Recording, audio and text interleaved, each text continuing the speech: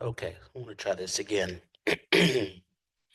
I wanted to briefly talk about this PowerPoint and kind of provide some context on it. What is ethnic studies? Excuse me. What is ethnic studies is the title of the PowerPoint. I wanted to provide just a little bit of context on some of these important ideas, right? What do you know about ethnic studies, right? A lot of this stems from some of the backlash against ethnic studies, some of the criticisms of ethnic studies and critical race theory and intersectionality as an idea, right? So I want to spend some time having you think about what you've heard about these terms online or in the news and your circles and out in public, right? And to be able to handle complicated arguments and critical arguments to think about what it is people are arguing, what they're saying, the terms of the debate, and whether or not you agree with those terms. So Ali Wong, this comedian, had this quote where it said, "Ethnic studies is a major where you study how to blame everything on white people." Um, so this is, from the perspective of comedy, but the idea is very serious, right? This idea about ethnic studies as leading to guilt for whites. I do want to push back on that because although we discuss difficult subjects, although we discuss the construction of systems of white supremacy, we're never wholesale attacking white people. That really is a mistake, right? It's nothing you'll ever get in this class. I can name countless white abolitionists, right, that have pushed forth a progressive agenda of freedom, that have been willing to risk their lives if necessary and give their lives if necessary. So, someone like a William Lloyd Garrison that openly burned copies of the Constitution, arguing that it was a deal, made with the devil, essentially, because it allowed slavery, right? Abolitionists like Elijah Lovejoy, who get killed by a mob in Illinois in 1857, or John Browne, who's going to be executed for his hand in an attempt to end slavery in Virginia, right? This idea of white people all being bad and people of color all being good is simplistic. It's a mistake. It's not something you're going to get from ethnic studies at all, where we're pushing people to be critical thinkers and to think about the distinctions between systems of white supremacy and whiteness and white people, right? So, we're never going to push that agenda here. I just wanted to begin with that quote to kind of get things started. Now, the flip side of this coin, and this is part of what you heard articulated in that African American father who disagreed with critical race theory being taught, or at least what he understood as critical race theory. This idea is that, where it goes? Oops, I messed it up.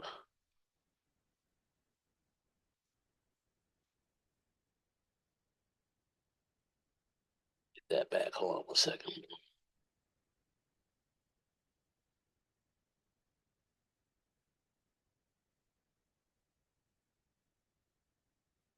Our schools are teaching ethnic studies. Now students know how oppressed minorities are in America, right? So this idea that um, not only is this harmful and causing guilt to whites, but it may also be harmful to people of color who realize how oppressed they are, right? It's kind of offensive in a sense, the fact that somebody pointing out a difficult history means that you are or always have been or always will be oppressed. Those are two very different things. And I want to push back on that. Again, I would challenge that ethnic studies actually privileges resistance strategies.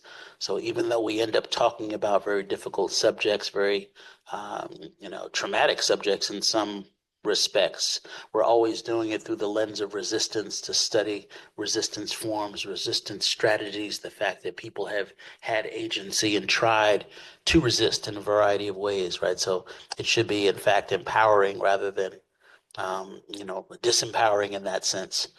Again, some of the criticisms of that, the topics themselves, the subject itself, and the approach is divisive.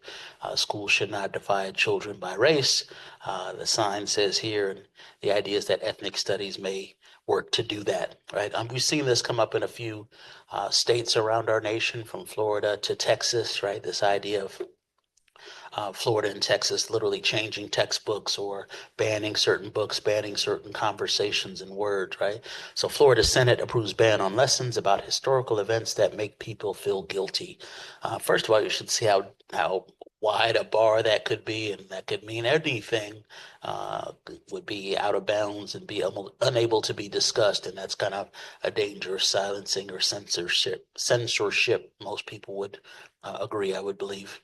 Texas also pushes to obscure the state's history of slavery and racism. There have been conversations around removing the word slave from textbook and talking about people as laborers or forced laborers, even, and that would be a better way to approach a study of slavery. And again, historians often push back on that, and not talking about an issue or using euphemisms for that issue does not help you unpack and become a critical thinker. So Texas is awash in bills aimed at fending off critical examinations of the state's past. States like Arizona that have gone as far as banning ethnic studies at the high school level and other levels, and other states that have followed suit in that. The next couple of slides deal with this topic of epistemology, right? This idea of how we know what we know, how do we gain knowledge, and even thinking critically about the sources of knowledge and how we gain that knowledge. So how do scholars create knowledge? So we may gain it through research, through experiments, through sources. Ethnic studies, of course, takes all of these things very seriously and thinks about research that has been done, both positive and problematic research that has been done that's allowed us to perhaps try to learn more about concepts of race and ethnicity, and race is socially constructed rather than just biological, for instance. In our class, we looked at the experiments around both race and gender with the True Colors and with the Fair Sex documentary. For instance, in those experiments in True Colors, for instance, they tried to hold the factor of gender and class constant so that they could test for race with John and Glenn, right? In a similar strategy, the Fairer Sex tried to test for the significance of gender by holding race and class constant, right? So those documentaries are only about 15 minutes long, but I wanted you to think about how they are set up as scientific experiments to try to give us some insight into the implications and the significance of race. On ethnic studies, we take all of this very seriously, as well as the significance of having a broad, diverse kind of source base of which we draw upon, thinking about the subjects at hand and how we know what we know, the kind of epistemology of these subjects. So here are a couple of quotes that speak to that, and I want to talk about the first one briefly. It says, "Until lions have their own historians, the hunter will always be glorified." Right. So again, it makes us think about this idea of perspective, this idea of kind of power, right? And how, another phrase is history is written by the victors, right? Often when you won in history, you wrote the story. And obviously, you're going to write the story where you're the hero, right? You're going to write the story in a way that privileges your perspective. So part of what ethnic studies is designed to do is to serve as a corrective, right? To challenge, one story, to challenge using a variety of sources and a variety of perspectives that we can actually paint a richer picture of the whole by reintroducing voices that have been marginalized, voices that have been silenced, and that ultimately that's beneficial to all. So, um, I want you to think about the power of perspective in that sense, even in terms of many of the assignments and many of the approaches that we've been taking. So again, in terms of further discussions of epistemology, what happens when certain perspectives and populations are left out of sources? Well, ultimately, those populations are left out. They're rendered silent, at least temporarily, until we can reintroduce those sources. And this becomes very dangerous, right? We think we have a full picture when we do not. How do you tell the stories of people who have been marginalized? Sometimes we have to do that in choosing non-traditional sources, non-traditional texts, non-traditional voices. So think about where we started a class like this using non-traditional texts, even music and song lyrics, right, to try to get at ideas of race as socially constructed or imagined, and theories from outside of academia and inside of academia, theories from within ethnic studies and from outside of ethnic studies that may lend itself to helping us unpack ethnicity and race and gender and other factors of identity in complicated ways. So it says, if you are a researcher, where might you look for these stories, right? We have to look in different places if we want to hear different voices. So this is part of the challenge of ethnic studies, right? It's part of the discussion around what is ethnic studies is dealing with these non-traditional sources, looking in places that haven't been privileged previously. So writing and studying groups that have historically been dispossessed, racialized, or oppressed, this is one of the challenges of ethnic studies. Ethnic studies is the interdisciplinary study of race and ethnicity from the perspective of racial groups in the United States, right? The interdisciplinary, it draws upon multiple disciplines, as we've already noted in this class, whether it be history or anthropology or psychology or economics, literature, right? Any number of disciplines are called upon in order to help us unpack ideas around race and ethnicity in a class like this, and from the perspective of racialized groups, which we'll get to here in a second. Right, so what is ethnic studies? The critical study of race, ethnicity, and indigeneity. It focuses on the experiences, voices, and perspectives of people of color. It's focused on the four historically racialized groups in the United States: Native Americans, African Americans, Asian Americans, and Latinx Americans. Those are the four core groups in the U.S. in terms of ethnic studies. Now that might vary based on context. Maybe that looks different in Europe, and maybe that looks different in Asia, right? If you were to do ethnic studies elsewhere, but in terms of the U.S., these are the four core that we're interested in. As we mentioned, the study of ethnic studies is interdisciplinary and intersectional. It relies on more than just one discipline. It relies on unpacking more than just one aspect of identity. Uh, Scholars like Kim Crenshaw have taught us about intersectional identity and how race, class, gender, religion, disability, education level, any number of ideas may be central to your identity and impact how you experience the world for better or for worse. Right? We all have relative privileges and relative disadvantages in different circumstances, and we really then have to be nuanced in our understanding of identity, right? Uh, not more simplistic, but less simplistic in terms of our understanding of the significance of identity. There's an explicit aim, however, at decentering white narratives on the American experience.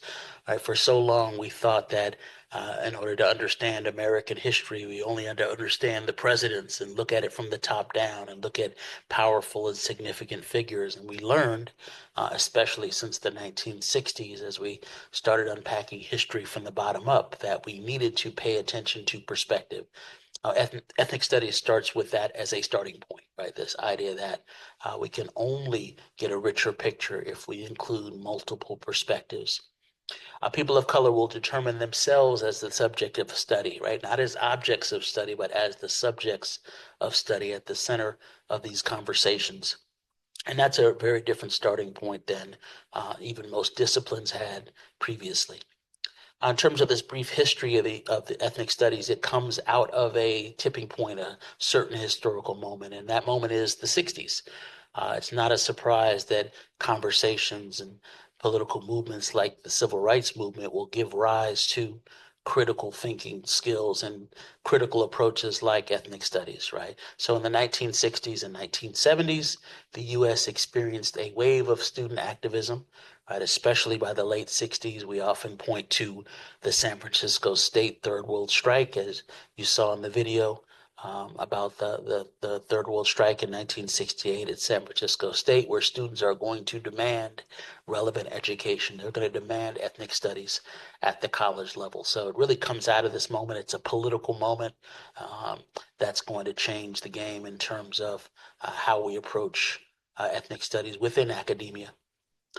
This slide, I'm going to come back to this later, but I wanted to kind of point out this slide in that it is a a slide about educational attainment, right? And it tries to break down various groups, starting with 100 high school students, right? Male and female. And it looks at educational attainment as you go up the ladder of education and across racial groups. So Latinos, whites, Asian Americans, African Americans, Native Americans, all beginning, right, with 100 college students.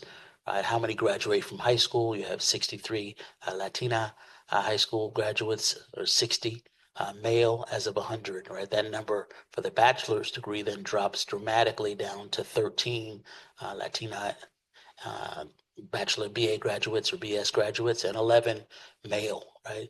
Four earn a graduate degree in terms of Latina males, or Latina women, Latina males, they're three, and only zero point 0.3 for each earning the doctorate. So you're able to see how dramatically the numbers drop within the group and also make some comparisons across group here. We'll come back to that when we look at educational attainment a little more closely, but I wanted to explain that slide at this point, even as a part of this conversation about ethnic studies and why it matters, right? There are a number of arguments about why ethnic studies actually does matter. Right, studies show that ethnic studies curriculum is beneficial to everyone, right? Both students of color and the wider population of students, which is kind of a really, really important point. Right, according to a 2014 Stanford study, Black and Latinx youth who took ethnic studies classes, attendance rates improved 21 points.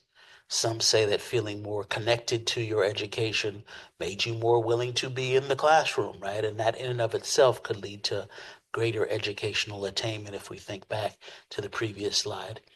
Grade point average improved 1.4 points, so a dramatic increase.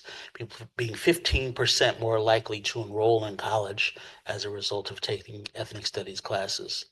Some of the largest gains were among boys of color, but many who did better in math and science. So it's interesting that even performance outside of ethnic studies seems to be positively impacted by taking ethnic studies, even in the math and sciences and STEM courses. Right, so this idea of why it matters, why it's significant, I think the data can really help us make strong cases that it does matter in a variety of ways. So why do you think ethnic studies have shown academic improvement for students who took ethnic studies courses? A lot of folks answering this say that it's an empowering form of education. It's liberatory, transformative, makes you think differently about yourself, as well as making you think differently about the world around you, right? And that itself can be a kind of powerful, transformative vehicle for educational attainment and other forms of attainment. This is why some folks argue ethnic studies is very important, contrary to the critiques that say that we should not forward ethnic studies. For other students, ethnic studies is beneficial as well, right? Folks outside of communities of color also seem to benefit, according to the data from ethnic studies. It increases compassion for difference. It encourages connection building. It dispels certain stereotypes and enhances one's ability to think critically, right? So everyone benefits from honest historical narratives and from learning things they did not learn before, right? From paying attention to sources they would not have paid attention to previously. And no one benefits from watered down history and from miseducation. So this is something that we could stop there actually now in terms of thinking about the impact and the implications and the significance of ethnic studies approaches. I wanted you to have this guide as you kind of went through this PowerPoint just to get a sense of what my thoughts were about it, how I wanted to contextualize it for you, and we will return to several of these topics in more detail moving forward.